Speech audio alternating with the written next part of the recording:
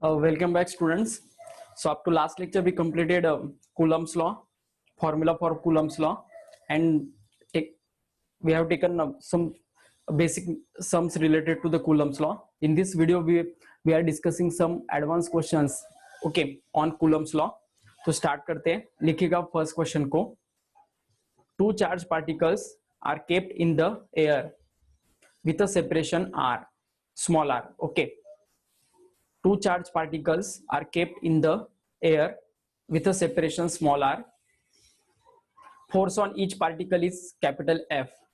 Force on each particle is capital F. Now these particles are placed in a medium. Now these particles are placed in a medium of dielectric constant epsilon r, of dielectric constant epsilon r.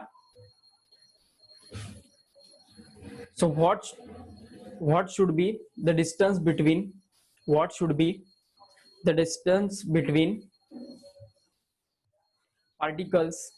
What should be the distance between particles so that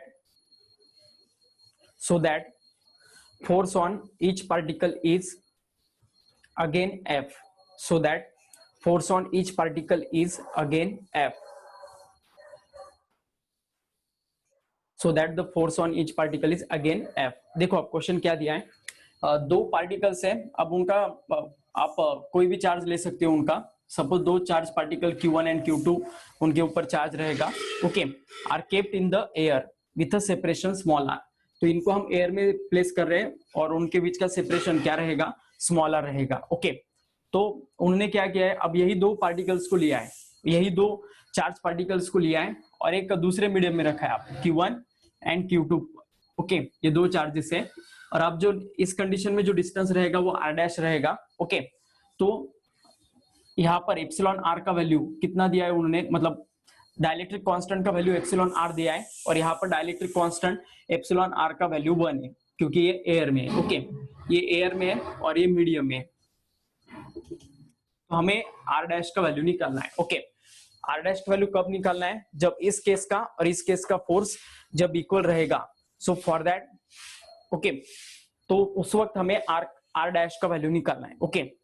मतलब कितने distance पर ये दो charge फिर से place करने के बाद एप्सिलॉन r जब डाइलेक्ट्रिक मीडियम में रहेगा तो उस मीडियम में वो वही फोर्स देने वाले जो फोर्स पहले एयर में मिल रहा था. तो पहले तो हम एयर का फोर्स निकालते हैं by using Coulomb's law. F का वैल्यू पता होगा आपको, K Q1 Q2 divided bye क्या रहेगा, r स्क्वायर, ओके. और अब इस केस में अगर हम फोर्स निकालते हैं तो force in medium is equal to क्या रहेगा, K. अब यहाँ पर फोर्स इन मीडियम आपको पता होगा, force in air divided by epsilon r होता है, ओके. तो इस केस में अब जो वैल्यू हमें मिलने वाला है K Q1 Q2 divided by r dash square, इसे हमें एप्सिलॉन नॉट से डिवाइड करना पड़ेगा क्योंकि हम फोर्स इन मीडियम कैलकुलेशन कर रहे हैं. जहां पर एप्सिलॉन r ये डाइलेक्ट्रिक कांस्टेंट दिया है तो यहाँ पर एप्सिलॉन r लेना पड़ेगा, ओके. अब देखिएगा ये फोर्स और ये फोर्स हमें इक्वेट करना है क्योंकि उन्होंने बताया कि r डैश का वैल्यू निकालो जब फोर्स इन मीडियम और फोर्स इन एयर क्या रहना चाहिए, सेम. तो आप इन दोनों वैल्यूज को इक्वेट करो और बताओ मुझे आंसर कितना आता है.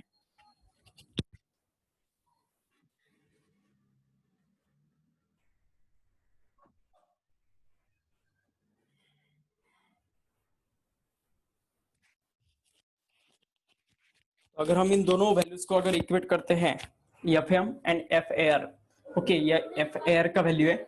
So Fa is equal to Fm. तो देखो अब Fa का वैल्यू रहेगा K Q1 Q2 divided by r square is equal to K Q1 Q2 divided by epsilon r into r square. तो देखो अब K Q1 Q2 कट हो गया, ओके. और r डैश का स्क्वायर है यहाँ पर, ओके, जिसका वैल्यू हमें निकालना है. तो r डैश स्क्वायर इधर आएगा या r स्क्वायर ऊपर चला जाएगा. So r dash square is equal to क्या आएगा फिर, r square upon epsilon r, okay. तो taking square root both side करते हैं हम, तो क्या मिलेगा, r dash is equal to r upon square root of epsilon not. Okay, तो ये रहेगा फाइनल आंसर। ओके, मतलब ये दो चार्जेस को r dash is equal to r by epsilon not ये डिस्टेंस पर प्लेस करने के बाद यहाँ पर जो फोर्स मिलेगा वो पहले फोर्स के साथ इक्वल होगा। ओके, तो ये रहेगा फर्स्ट क्वेश्चन। ऐसे क्वेश्चन बहुत सारे एग्जाम्स में पूछे जाते हैं, या फिर ये रिलेशन भी याद रखो, ये आपको क्वेश्चन जो हार्ड लेवल के रहने वाले हैं वो सॉल्व करते वक्त यूज हो सकते हैं। ओके, अब इसके बाद एक नेक्स्ट क्वेश्चन है, ये जेई लेवल के एग्जाम्स में जनरली पूछा जाता है। लिखिएगा आप इस क्वेश्चन को। A point charge Q is divided into 2 point charges. A point charge Q is divided into 2 point charges and kept at a fixed separation. And kept at a fixed separation.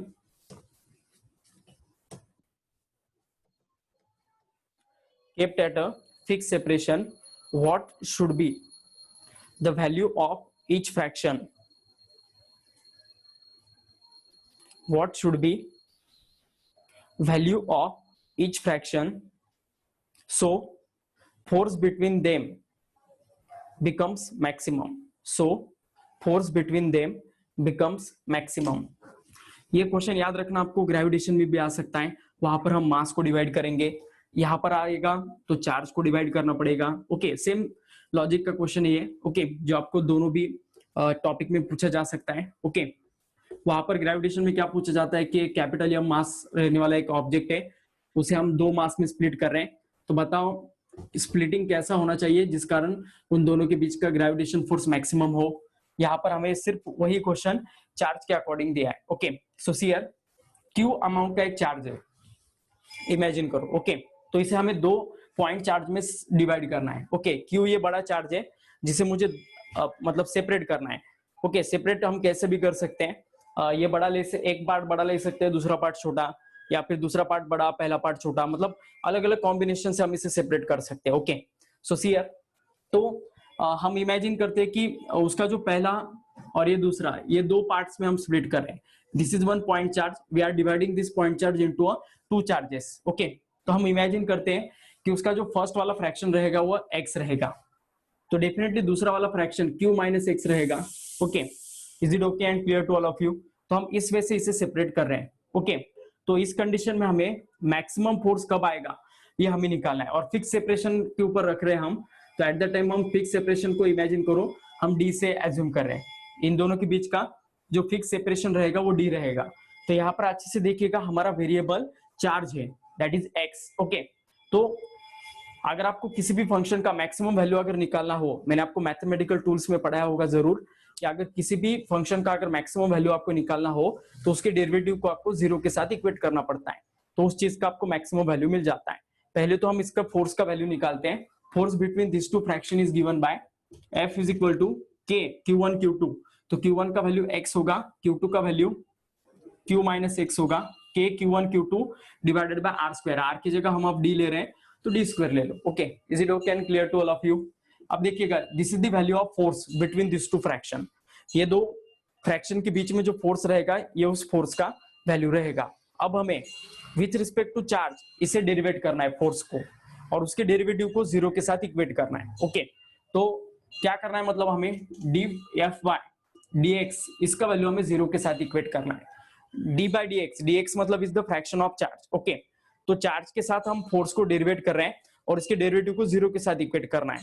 तो सबसे पहले तो इस equation को देखो, हम solve करने के बाद क्या आएगा, Q X minus X square, is it okay? तो अब इसका डेरिवेटिव लेना है हमें with respect to D X, तो क्या आएगा फिर देखो अब D by D X of K into X in bracket Q minus X divided by D square. Okay, अब ये डी फिक्स है, के मतलब कांस्टेंट है, ये भी फिक्स होता है, तो इसे डेरिवेटिव के बाहर निकालो क्योंकि ये कांस्टेंट टर्म है। ओके, तो क्या आएगा फिर देखो के divided by D square. Okay, ये बाहर आ जाएगा और डेरिवेटिव होगा D by D X of okay x in bracket Q minus x. तो क्या हम इस ब्रैकेट को ओपन कर सकते हैं? डेफिनेटली कर सकते हैं। तो क्या आएगा Q X minus X square is equal to zero. Okay, अब ये कांस्टेंट है, जीरो के साथ अगर उधर पास कर देंगे हम तो जीरो ही हो जाएगा, सिर्फ यही टर्म बचेगा। तो इसका डेरिवेटिव क्या आएगा देखो क्यू एक्स का, जैसे आपको पता होगा 2x का डेरिवेटिव 2 होता है, तो लाइक दैट क्यू एक्स का डेरिवेटिव क्यू आएगा क्योंकि क्यू एक कांस्टेंट है। ओके सिर्फ x को हम वेरिएबल एज्यूम कर रहे हैं क्योंकि हमारे यहाँ पर वेरिएबल डेरिवेटिव हम विथ रिस्पेक्ट टू dx ले रहे हैं। ओके इस कारण q कांस्टेंट रहेगा। सो q D by D x अगर लेते हैं हम क्यू एक्स का तो वो क्यू आएगा -2x is equal to 0। Okay तो ये -2x अगर उधर चला जाए तो q is equal to 2x आएगा और x का वैल्यू मिलेगा q/2। ओके तो अगर हम x का वैल्यू यहाँ पर q/2 अगर पुट करते हैं ओके तो यहाँ पर भी q माइनस q/2 तो यहाँ पर भी q/2 आएगा। इससे हमें क्या समझ में आता है कि जब अगर हम एक पॉइंट चार्ज है जिसका मैग्नीट्यूड q है तो उसे अगर हम हाफ हाफ डिवाइड करेंगे तो एट दैट टाइम इन दोनों के बीच का जो फोर्स रहेगा वो मैक्सिमम रहेगा। This is the maximum condition to separate the charge particle. Okay so is it okay and clear to all of you. ऐसा ही सिमिलर क्वेश्चन याद रखिएगा मास के साथ भी आता है, ग्रेविटेशन में आएगा। ओके तो वहां पर भी यही आंसर आता है x is equal to m/2। Okay यह मास रहने वाले ऑब्जेक्ट को अगर हम स्प्लिट करते हैं तो उनके बीच का ग्रेविटेशन फोर्स कब मैक्सिमम रहेगा, ऐसा क्वेश्चन आपको आ सकता है ग्रेविटेशन में। तो एट द टाइम याद रखिएगा इसी लॉजिक से आपको फाइनल आंसर निकालना है। Okay so is it okay and clear to all of you. यहां तक किसी को कुछ दिक्कत? अब एक लास्ट पार्ट है जो इस scalar form of Coulomb's law पर आपको पूछा जाएगा। एक लास्ट वैरायटी ऑफ क्वेश्चन है, आपको मास डिवाइड किया जाता है और फोर्स पर क्या इफेक्ट आएगा ये निकालने को क्वेश्चंस आते हैं। ओके तो अभी हम उन क्वेश्चंस की ओर जाते हैं। ओके तो ले लीजिएगा एक क्वेश्चन। फर्स्ट क्वेश्चन, दो चार्जेस दिए अब, ठीक है मैं इसे रफ करता हूं। दो चार्जेस दिए क्यू मैग्नीट्यूड के और उनको सेपरेट किया है स्मॉल आर डिस्टेंस से।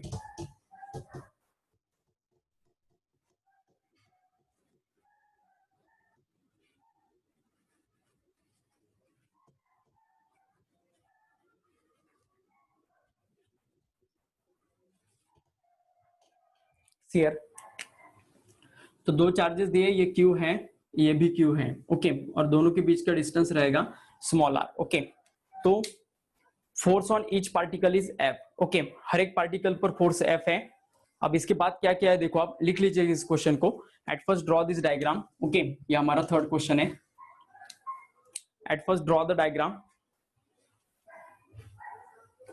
क्यू क्यू अमाउंट के दो चार्जेस दिए, दोनों के बीच डिस्टेंस स्मॉल आर है और नीचे लिखो आप force on each particle is, force on each particle is capital F. Force on each particle is capital F. Now 50% charge, now 50% charge is transferred from, now 50% charge is transferred from one to another. Now 50% charge is transferred from one to another.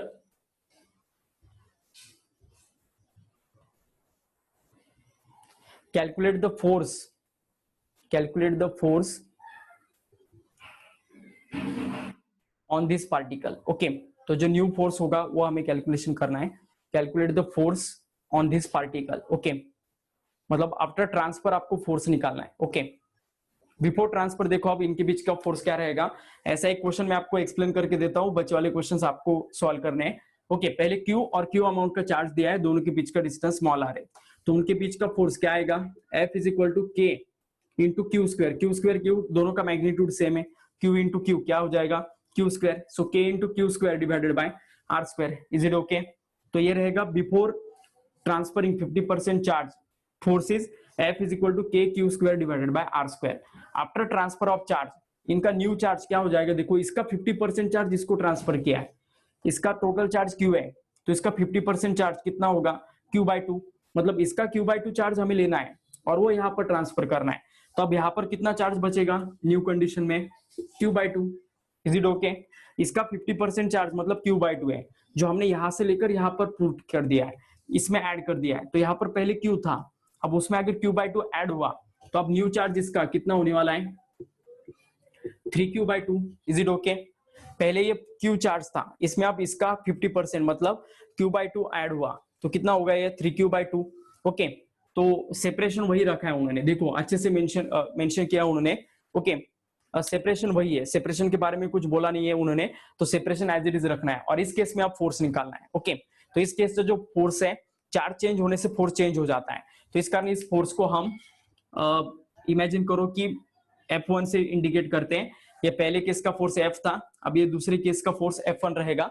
So F1 is equal to क्या आएगा, देखो आप K Q/2 into 3Q/2 divided by R square. Okay, तो फिर आगे देखो आप क्या आएगा, अगर हम इसे सॉल्व करते तो F1 is equal to K Q into Q, that is Q square हो जाएगा, और 3 डिवाइडेड बाय 4 है। ओके, तो 3 डिवाइडेड बाय 4 मैं आगे लिखता हूं, और डिवाइडेड बाय R स्क्वायर आएगा। तो बताओ मुझे K Q square divided by R square की जगह क्या सब्स्टिट्यूट कर सकते हैं हम, F।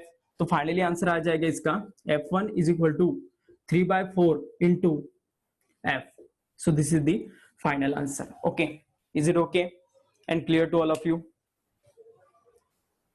तो ये रहेगा फाइनल आंसर। ओके, अब इसके जैसे क्वेश्चंस है जो आपको सॉल्व करने हैं। ओके, नीट 2019 में इसके ऊपर एक क्वेश्चन पूछा गया था, जो मैं अभी आपको बताता हूं, आप इसे लिख लीजिएगा। नीट 2019 इसमें एक क्वेश्चन पूछा गया है, इसी लॉजिक पर क्वेश्चन था। ओके, उसे लिख लीजिएगा। 2 point charges A and B, right this question. 2 point charges A and B having charges plus Q and minus Q respectively, having charges plus Q and minus Q respectively, are placed at a certain distance apart, are placed at a certain distance apart, are placed at a certain distance apart, and force acting them, and force acting between them is F, capital F, and force acting between them is capital F, force acting between them is capital F. If 25% charge of A, if 25% charge of A is transferred to B, if 25% charge of A is transferred to B, then force between the charge becomes, option दिए अब 4/3 F, A option है, B option दिया है F, C option दिया है 9F/16, और D option दिया है 16F/9। तो क्या इसका राइट आंसर होगा बताइएगा। Okay, similar to previous question दिया है, यहाँ पर 2 चार्जेस है, एक प्लस क्यू है तो दूसरा माइनस क्यू है। ओके, इसे ए नाम दे दो, इसे बी नाम दे दो। ओके, दोनों के बीच एक फिक्स सेपरेशन है, इमेजिन करो वो सेपरेशन आर होगा। तो अब इसका 25% चार्ज इसमें ट्रांसफर किया है, तो अब आपको जो न्यू फोर्स रहेगा पिछली बार जैसा F1 या फिर F', आप जो इमेजिन करोगे वो, उसका रिलेशन आपको F के साथ बताना है। Okay, now solve this question को, और आंसर बताइएगा मुझे कितना आता है।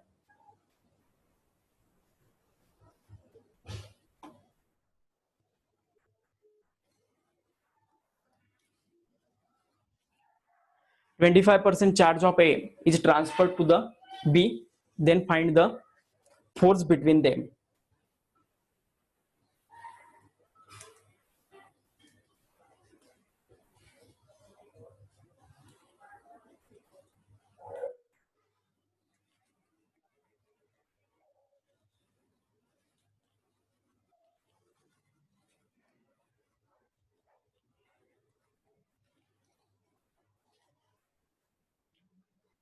चलो आंसर बताओ, अगर किसी स्टूडेंट का आ गया है तो।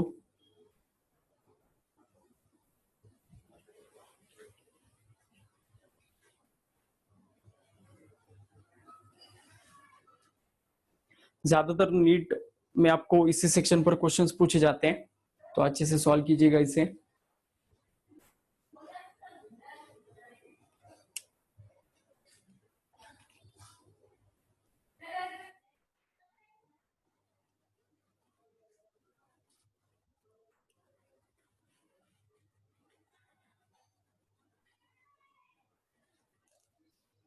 सी ऑप्शन राइट है, ऐसा कहना है स्टूडेंट का, दैट इज 9F/16। ओके, बहुत सारे स्टूडेंट का आंसर आ गया है, सी ऑप्शन राइट है, ऐसा बोल रहे हैं सब। ओके ठीक है, हम फाइंड आउट करते हैं। देखो प्लस क्यू चार्ज है, यहाँ पर माइनस क्यू चार्ज है, दोनों को हम सेपरेट कर रहे हैं आर से। ओके तो इनके बीच का जो फोर्स रहेगा वो क्या रहेगा, के Q, Q into minus Q, that is Q square होगा।